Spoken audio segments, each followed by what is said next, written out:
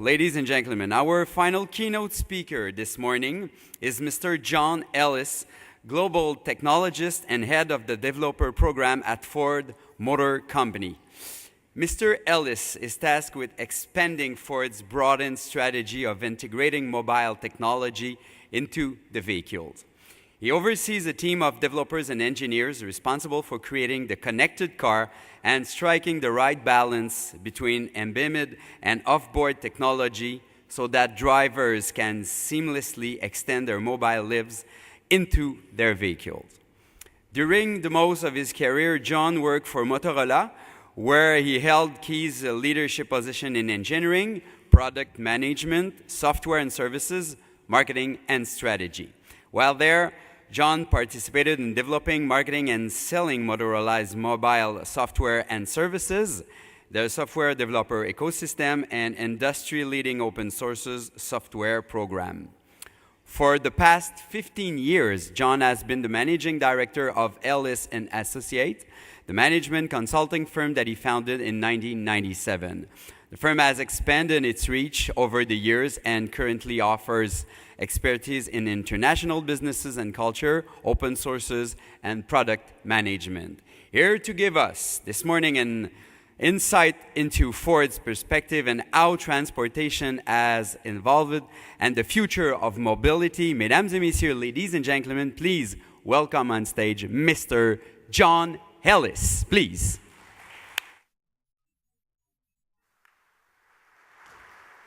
Oh, thank you very much. You have water inside the podium. Okay, thank you.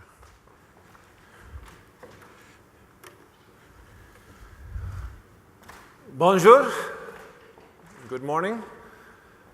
My name is John, and it is a pleasure to be here this morning to speak to you. Just recently, Ford Motor Company had the privilege of celebrating a big deal, the 150th anniversary of Henry Ford, the founder of Ford Motor Company. So we know a little bit about what it means to come together to celebrate the Centennial. Here, Ford and Canada have enjoyed a very rich history. From the first car that we ever sold in Canada, the 1905 Model C. In 1953, we opened up Oakville with the first car from Ford Motor Company produced in Canada. And just recently, we announced that Oakville would be the home of the Global Edge, the 2015 Edge, built in Canada by Canada for Ford customers around the world. Throughout that long journey, Canada has partnered with Ford. The government, the people, you. So on behalf of Ford Motor Company, its shareholders and employees, I say to Canada, merci, and thank you. But today, we're not just going to talk about the past, we want to talk about the future, and specifically we want to talk about what's next. What can we see in the years to come as we bring together people, vehicles, and infrastructure? The car today is the smartphone of the future. And what we mean by that is we've had phones since the days of Alexander Graham Bell, 100+ years of the phone. And when the smartphone came into existence, it transformed the world. It brought location, data, intelligence, sensors, all together with communications, and changed the face of communication. So too with the connected car. The connected car is bringing richer data, richer sensors, connectivity at unprecedented levels. And so too is changing the face of transportation. But I want to make one point clear. We in the automotive industry have been connected for a very long time. We've been connected since we put the first radio in cars in the 1920s and 30s. As Manuel pointed out, I used to work at Motorola. Motorola is the combination of motor and Ola, Victrola, bringing radio into car. And throughout the years, we have been growing that connectivity. And so amongst us in the transportation community, it's an inside joke. We know we've been connected for so long, it's the rest of the world that's had to catch up. Now, when we talk about that, though, when we talk about being connected to the world, there is a difference. The rest of the world has evolved as well. Specifically, drivers, people, you and me. We are now connected in unparalleled ways. This device is not just a $500 piece of plastic that I make phone calls with. It is now my digital identity. It is that thing that I carry with me 24/7. It connects me to my loved ones, to my banks, to my airlines. It connects me to friends, family, and work. It is a connection that I carry with me at all times. And so the challenge in the connected car is to bring together that, the digital identity, with steel, plastic, traveling at 70 plus miles an hour, and do it seamlessly and safely. And we know this phenomenon called the digital identity is not going away. In 2015, over 1 billion smartphones will be on the planet and active. And with different form factors, we know that we're going to have even more. So the challenge for Ford, for the automotive industry, is to deal with the ever-increasing digital identity, the digital connectedness that consumers have as we bring them into our cars, as we bring that combination of car and driver into the cities and the infrastructure that's being built. Now, we know for a fact that no matter what we say, no matter what we do, no matter how much public messaging we give, people want their devices. Not because they want the devices, but because they want their identity. They want to travel with their identity. And so we know for a fact that people use their devices while commuting to work. They use the 24/7 device for the 30 to 40 minutes a day that they're driving. And so the challenge for us, how do we do that? And how do we handle that in the future? In 2007, Ford Motor Company acknowledged and recognized this phenomenon called the bring-in device. And so it introduced, at the time, a revolutionary technology called sync. The idea that you could manage your device hands-free. Come into the car, put it down, hands on the wheel, eyes on the road. And you can manage your device. And then in 2010, we acknowledged and recognized that the devices were getting better, but also the content was getting smarter. And people were putting things called apps on their phone. So suddenly we had to manage Spotify, Pandora. We had to manage NPR. We had to manage BBC, CNN, all these different rich content sources. And so Ford rose up to the challenge and introduced a technology to the industry called AppLink, the ability to link applications to the car and be able to control them. And then a lot of brands joined us. Over 70 plus brands around the world have joined us in multiple different languages, making their applications, integrating the technology so that their applications, their content can be used by their consumers, their customers in Ford vehicles.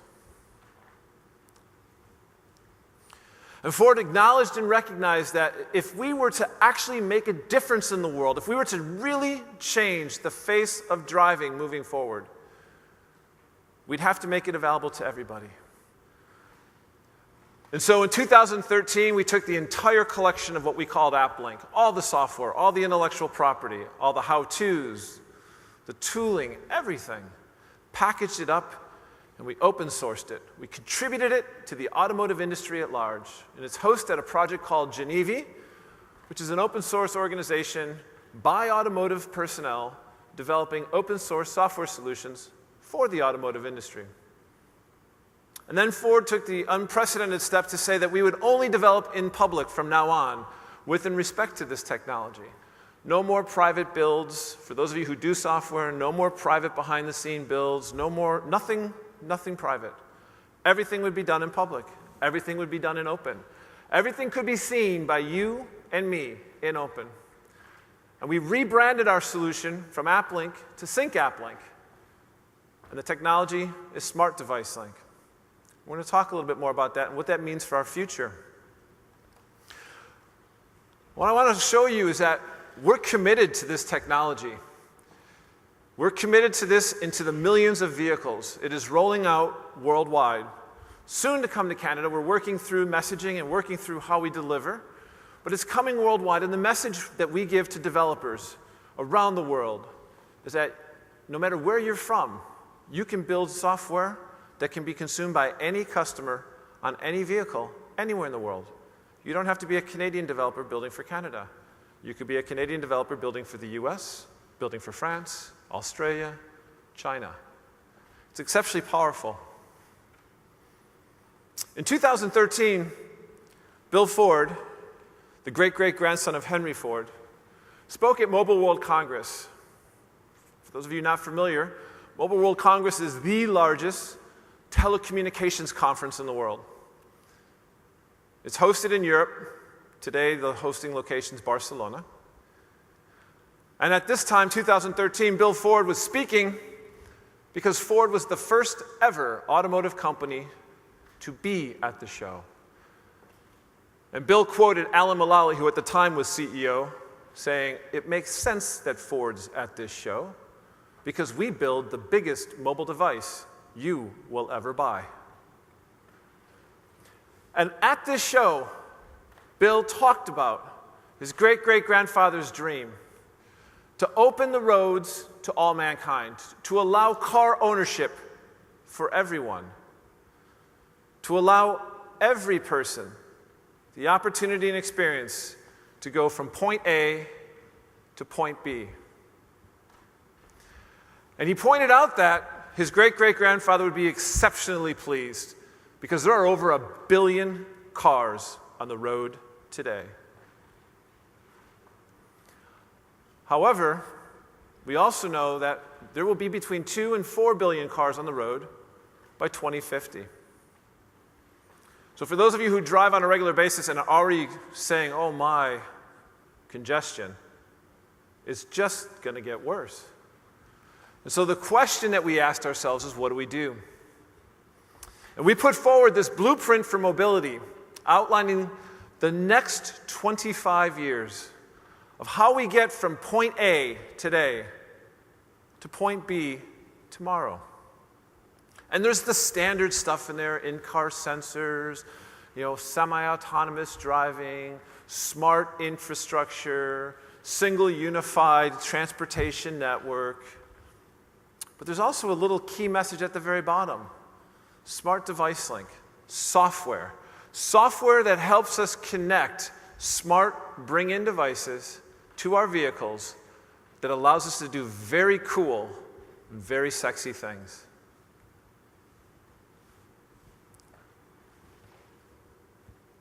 Okay.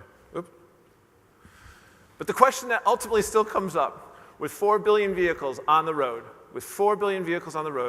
how do we avoid global gridlock? How do we avoid congestion that's anticipated to be on the order of hours while in Beijing? The answer is the following. It's the vehicle, obviously. Huge sensors. Location, speed, direction, weight, occupants. We know where you're going. We know your routes. We know lots in the vehicle. Plus, this technology that we're calling Smart Device Link, the ability to link. Minister Puede was speaking about linking, and in his idea, it was linking the electric grid and electric vehicles. In this case, we're linking two things. We're linking smart vehicles. We're linking vehicles that generate data, and we're linking them to people. Developers, companies who are creative, who have solutions and span the globe in terms of thinking. Ford acknowledges and recognizes that while we can build what we believe to be one of the best cars in the world, we understand that there are smart people all around us who can help us solve the gridlock problem. And so instead of trying to solve it ourselves, what we're committing to doing is providing the best, most adept and rich interface in terms of smart device link, and allowing these companies and developers to come in and show and experiment and on their own develop and with Ford bring to market solutions. Now, for those of you who do follow the consumer space, you will have noticed that there were two announcements in the last 6 months, one from Apple and one from Google, where they unabashedly acclaimed that they were coming into the vehicle. And on those two announcements, Ford Motor Company's logo and brand were present. And it's a simple reason for why Ford Motor Company's brand and logo were present. And it's about choice. When we finished building the very first car, in the first couple of years, maybe 10 to 15 years, when we finally got the car relatively right, and we got it covered, and we were able to give heat, and make it so that you weren't getting wet or too cold, when people suddenly got comfortable driving, they started asking for stuff. Content. At the time, the radio. And so we gave them the radio. And then after a while, they said, well, we like the radio, but we want more. And so for years, we've been delivering the content choices that consumers have asked for. In working with Google and Apple, it is, again, like choice, giving choice to our customers. But we stand here today, and throughout all the speeches we've been giving over the last year, and the speeches we'll give moving forward, that the automotive industry as a whole must respond with one voice to the challenge from the consumer industry. It must respond as only the automotive industry can, because it is only the automotive industry that understands what happens when you put a person who is 16 years old and has learned about a stop sign and a stoplight behind the wheel of a vehicle and allows them to drive at 70 miles an hour. Only we understand what that means. And only we understand how to work in that space. And so it is important and imperative that the automotive industry have a solution. Smart Device Link is that solution. Now, how do we deliver choice? For years, Ford's been delivering choice by bending metal, painting it, putting plastic in it, putting it slightly different ways, bringing electronics in. And in the recent years, we've been delivering choice by software. And in the Ford Mustang 2011 version, there's about 25 million lines of software code in that vehicle that provide the choice of what that Mustang offers. Our Taurus 2012, 1 year later, had about 50 million lines of code. In 2020, we're planning vehicles today that are estimated to have in excess of 100 million lines of code. That is a lot of software. Or is it? Is it really a lot of software? Let's take a look. When the Space Shuttle launched in the mid-'80s, there's a total of 500,000 lines of software code that piloted that space shuttle up and brought it back. The 777, Alan Mulally, our previous CEO, his last plane ever worked on, had 3.5 million lines of code roughly. So 100 million lines of code is indeed a lot of code. But how do we deliver choice in this world where children are born practically with a cell phone in their ears, with a device in their hand, where children understand digital technology far faster, far better, far deeper than you or I? Anecdotal little story, I have two sets of twins. One set of them were in the car with me a couple months ago, about a year ago. Not a Ford car, doesn't matter the brand. Wasn't a Ford though. I'm in the front seat, my twins are in the back, and I turn the radio on, and there's the last remnants of Katy Perry, Hear Me Roar, going over the speakers. My one daughter, Kate, says, "Hey, Dad, hit the back button. I want you to start that song over, it's great." I said, "Sorry, sweetie, I can't do that. It's the radio."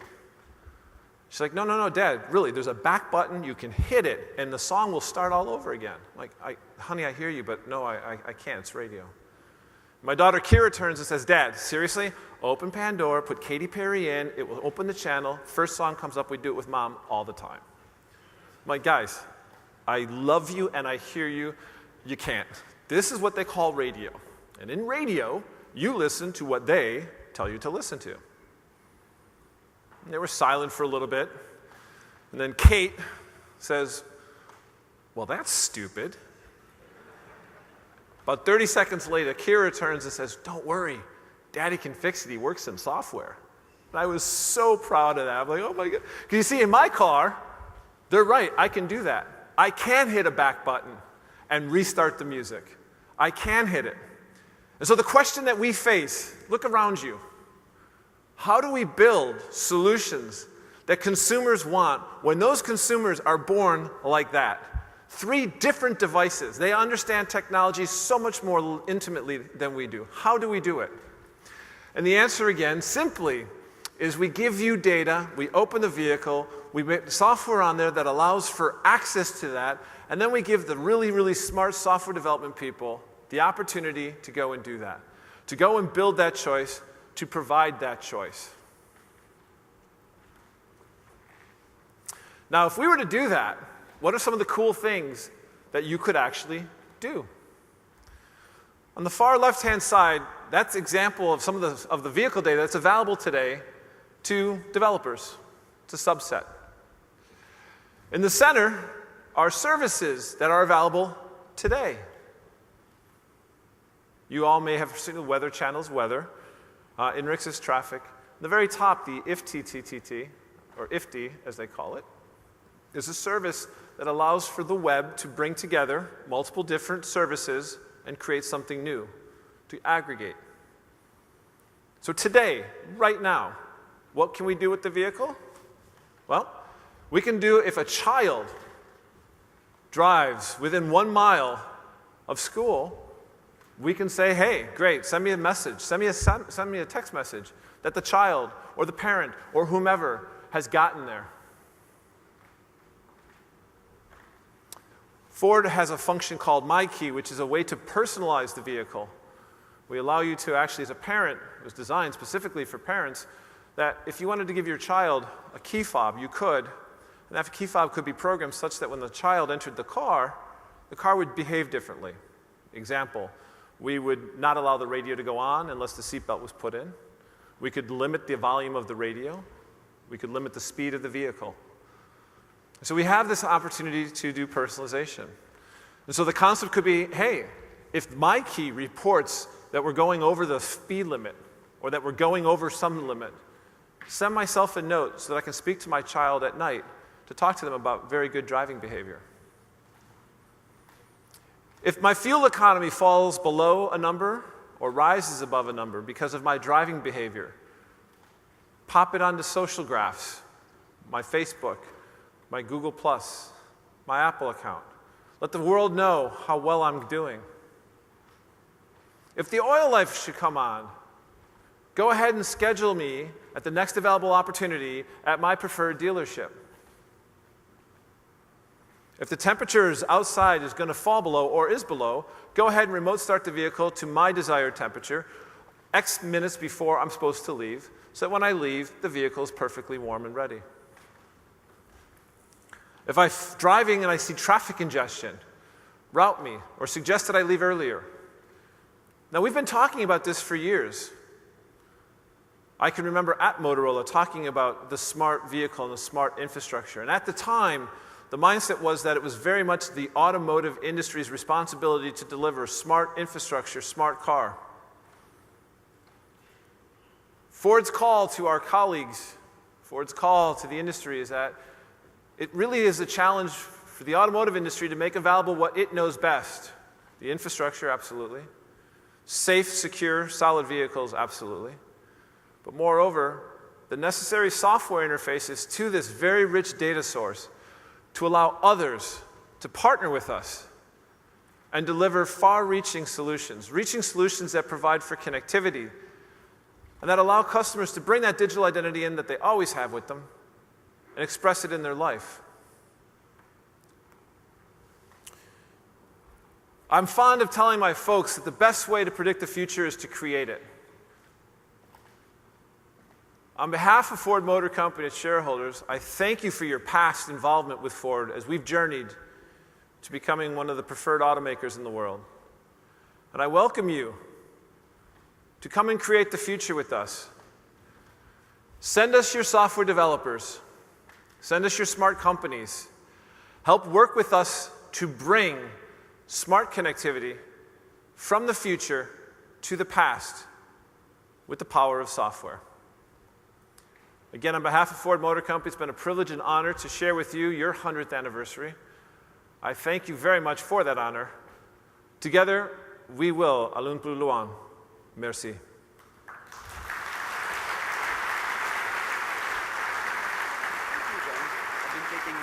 Oh, really? Thank you very much, Mr. Ellis. It was So there's supposed to be a Q&A, and I can actually take them in French if they want them. Are you serious? I'm serious. I'm serious. I can't answer them in French. I'll answer them.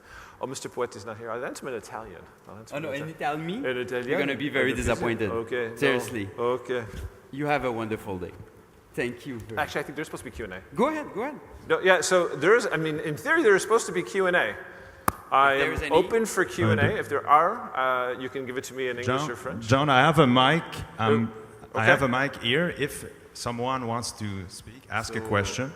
Jacques, Okay, we're Jacques, gonna walk all between right. the tables. If there's any question, ladies and gentlemen, si vous avez des questions, pour John, il est là.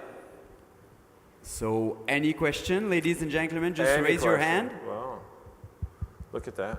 They're all sleeping. Everything was so clear. Was that what it was? Very clear? If you have any question, please raise your hand. And if not? oh, you have a question in the front, Jacques, just at the opposite of the room. Can you raise your hand, gentlemen, please? Right there. Jacques, just right there. Yeah, no, it's fine. Here they are. Okay. Go ahead.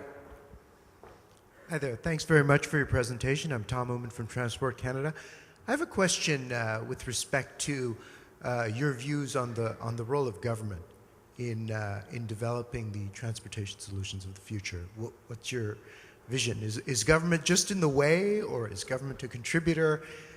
What's the role of government regulation in shaping the choices of the future? Certainly, so government absolutely has a role to play.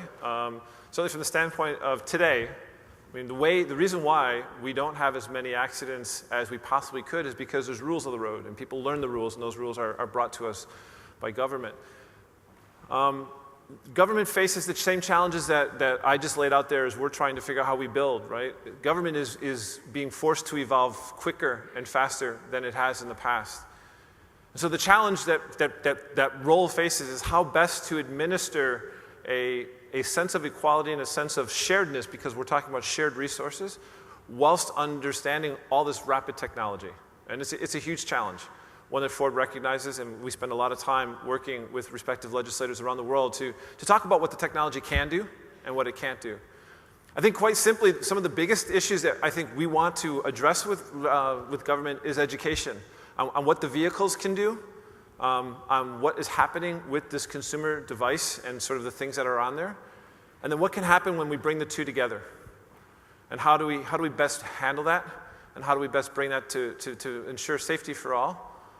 Again, more than anything, Ford recognizes it has a principal obligation to ensure that drivers keep their hands on the wheel, eyes on the road. And so anything we can do in partnership with government to that end is something we look forward to. But we do recognize and acknowledge it's a challenge, given this rapid, expansive pace of technology. Thank John, you. we have a question here. Thank you very much for a great presentation. How are you dealing with distracted drivers and all the technology that you're now going to give them? So there's a couple things. First off, we spend a lot of time understanding what is the technology, and making sure that from the standpoint of distractions, we understand what happens with time on task. That's the very technical answer. How much time on task, how much gets added, etc. While that's happening, we're also adding more and more features to allow the driver to be able to be assisted, driver-assisted features, whether it's adaptive cruise control, lane keeping technology, to allow them to be able to be more safe in the vehicle as the vehicle's entering into and working with other vehicles. Obviously, Ford has a vision when the mobility roadmap 2015 or 2025, 2030, for this inner-worked global transportation management network where the vehicles, the bring-in devices, and the occupants are interconnected such that there is this opportunity to sense and understand and best logistically move from point A to point B. But there is indeed still this overwhelming amount of technology. And so one of the things that Ford's doing to address that is it's looking outside of the automobile industry to people like me. I've never worked in the automobile industry, just but for the last 2 years at Ford. And there's some counterparts of mine in UI and HMI design, so user interface, that come from the consumer space. And so we're spending lots of time trying to understand what can people do, what can they see, how fast can we help them respond, and sort of what can we, from a smart technology basis, do to alleviate any burden, that's the day-to-day burden of driving, and allow them to be the smart decision-making that they have to do. And so separate those two into two categories. It's an ongoing challenge and one we recognize constantly. So again, that's part of the other reason why we're looking to bring others into the conversation, make safe and available open interfaces to the vehicle to allow smart people outside of our space to make suggestions and showcase us some demonstrations. Thank you.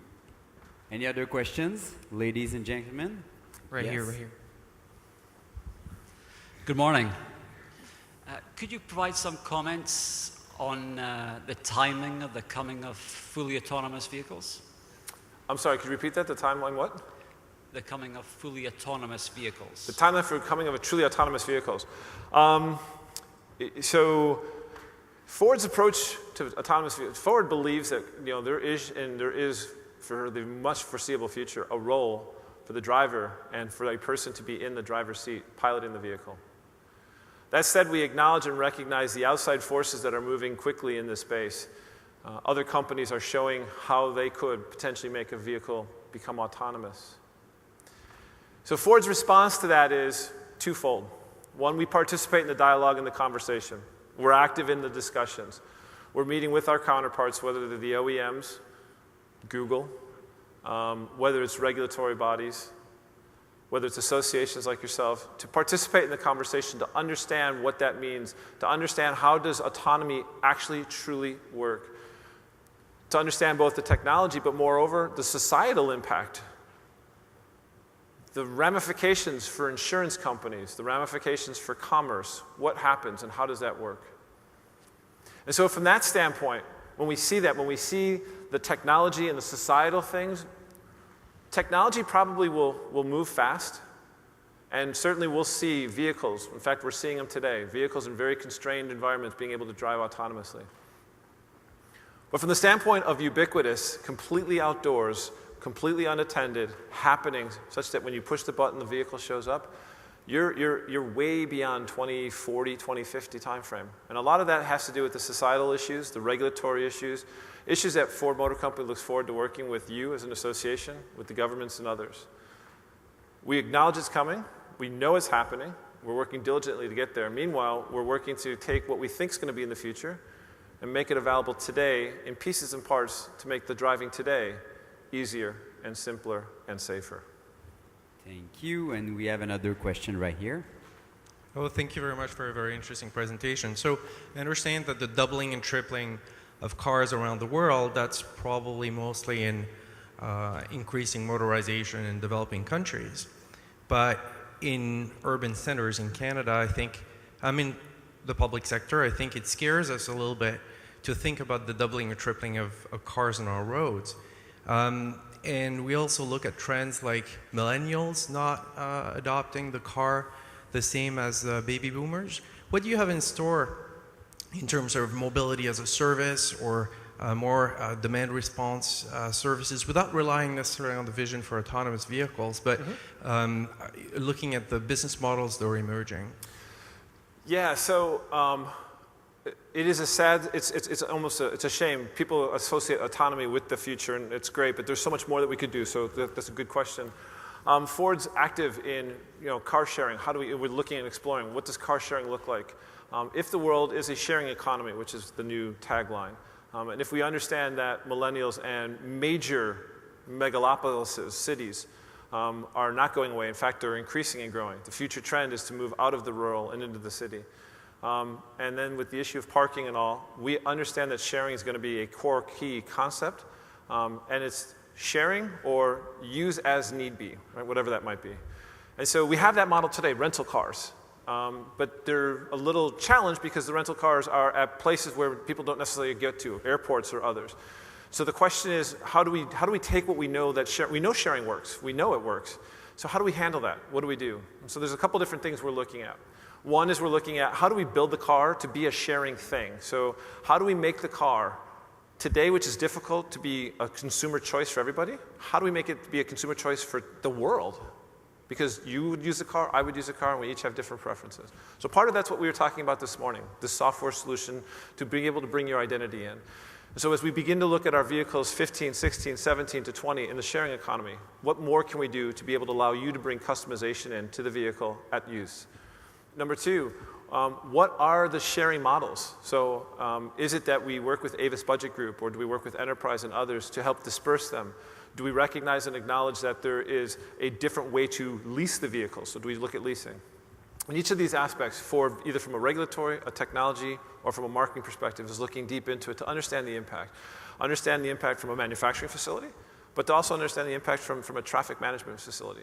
So from a research standpoint, we're looking at new business models on how we could rent, lease, sell. With rent, lease, sell, then figuring out how we could send you digital keys so that you could just show up to the car and walk away. With the introduction of wearables, if we give you a Ford watch, or if you have a watch that you register with Ford, being able to show up, or your phone, or identity.